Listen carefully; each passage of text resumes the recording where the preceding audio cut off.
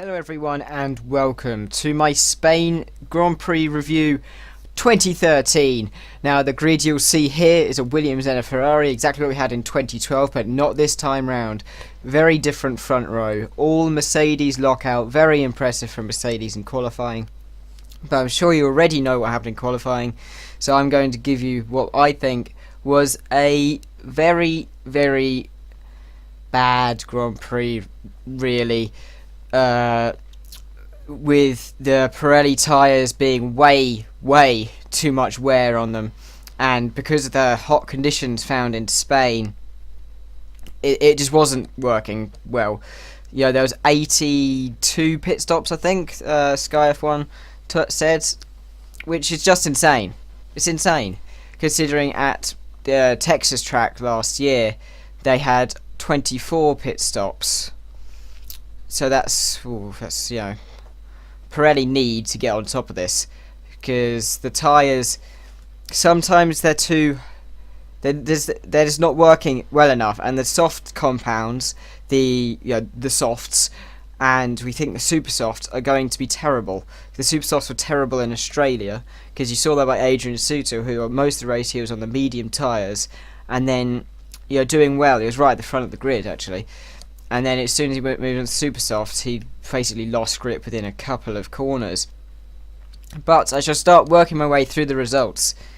So, Alonso winning the Grand Prix, a second Grand Prix victory of the season. Great drive from him to get past Hamilton and I think it was who was it? It was Raikkonen at the beginning, round the outside of turn 3. Amazing manoeuvre.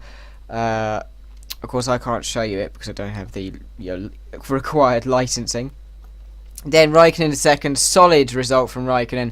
I think that if he wasn't held up at the beginning behind the Mercedes of Hamilton and Nico Rosberg, for that fact, he would have been up there with Alonso, I think, at the end of the race. Massa, sensational drive to third, really deserved that, although he could have had second, especially as he started 9th on the grid, which is a long way back after his penalty. And then 4th, Sebastian Vettel, and 5th, Mark Webber, which is actually really worrying for Red Bull, because we went into this weekend thinking they'd be the kings, and it looked like that after Friday, really. Because, we thought that they had the one-lap pace and they had the proper race pace. But while Vettel got a good start and was in second for quite a long time, in the end of the race he just fell back and we never really saw that kind of speed from the Red Bull. Then Rosberg, the pole sitter, in 6th place. Very disappointing for Mercedes, although 6th is a good result. Good amount of points, but not where they should be looking if they get a 1-2 in qualifying, although they spent a lot of Friday looking on their race pace, and it just didn't work out. 7th, De Resto. Now he was right behind Rosberg at the end, but Rosberg's straight line speed in that Mercedes and the fact that the Mercedes is so good in the last sector hurt De Resto a lot. He couldn't get near enough under DRS zone to pass. 8th, Button, and 9th, Perez. Some team orders from McLaren. Very odd for McLaren to be doing that. Button unhappy and Perez unhappy, but the team got some good points. Double points finish. I think it's their first of the year. I can't quite remember. Although they could have had it in Bahrain. 10th, Ricciardo for Toro Rosso, scoring a point.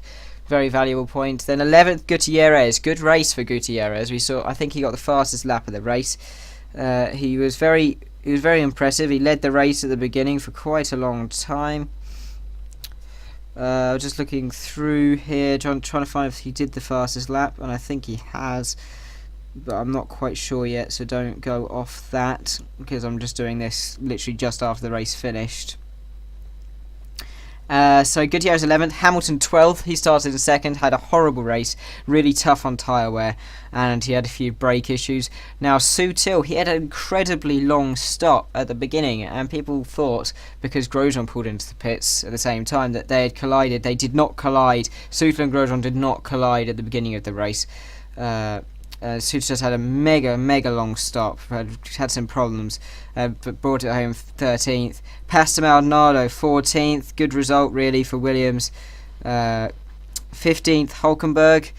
Sauber. Hulkenberg finishing way behind his teammate, but Sauber really not where they were last year, and a long way behind Force India in terms of pace. Bottas 16th, behind his teammate. 17th is Charles Pic in the improved Caterham, which looked faster than the Marussia. The Marussias of Bianchi and Chilton, 18th and 19th, were 2 laps down, while Pic was only 1. The people who did not finish were Jean-Eric Verne, who he had some damage at the end of the race. I think it was about 12 laps to go. He had to retire the car. Not good for him. Then Van der Gaard, whose wheel fell off. Yeah, that's a race-ending thing, because it damages the floor, it damages the exhaust, it damages a lot of things, and the hub itself. And Romain Grosjean, who his wheel fell off as well, didn't it? Yes, it did. Very odd. But that's the results, and so this is some facts for you. Fernando Alonso has now won 32 Grand Prix in his career, putting him 4th in the all-time list, with Michael Schumacher on 91, Alain Prost on 51, Ayrton Senna on 41, and they're the people who have won more. So if Fernando Alonso was to win 9 more Grand Prix in his career, which looks very, very likely, it has to be said, will equal Ayrton Senna on the list. Also, Fernando Alonso, I think... Am I right in saying that this is also a record for the amount of times he hasn't retired with mechanical problems? Where is it? Oh, I can't find it. I think it's like the 60th race in a row which he hasn't broken down. I think so. Anyway, so the Grand Prix was incredibly boring at times, because the people were trying to preserve their tyres so much for later stints.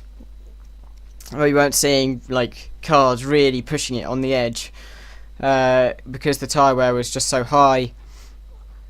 But people who could have got better results than they did, you'd have to say Mark Webber, because he had a terrible start off the grid.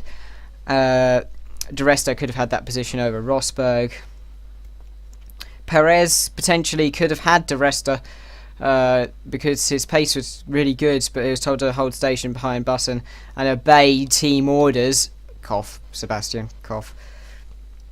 Verne could have done better. He was with his teammate for a lot of the Grand Prix. And that's pretty much it, as far as I'm aware. Yes, Fernando Alonso set the record for the most races without failing to finish with a mechanical problem. There you go, the BBC put it nicer than I did. But there we go. So McLaren Jensen Button, he finished 8th. He says he doesn't think the car is improving, and he says that his start was terrible. And he said that turn 1 was a mess, so to finish 8th probably wasn't too bad. Jensen facing real pressure from his teammate, and the fact that the car is not performing very well. And news from the BBC is that Fernando Alonso apparently had a puncture when he came in from his first pit stop. If he had done another lap, he would have had a big problem, and that's said by Pirelli Motorsport director Paul Hembry. He also adds that Pirelli are likely to make some changes to the tyres because 4 stops are probably a bit too much. You don't say, Paul. Yeah, the tyres need sorting out. The 2012 levels, they're really perfect for entertainment and not too drastic kind of drop. So, except for that, that's pretty much it for my review. Not very long, because the race was pretty boring to watch. But this has been Alex Stop, and I'll see you next time.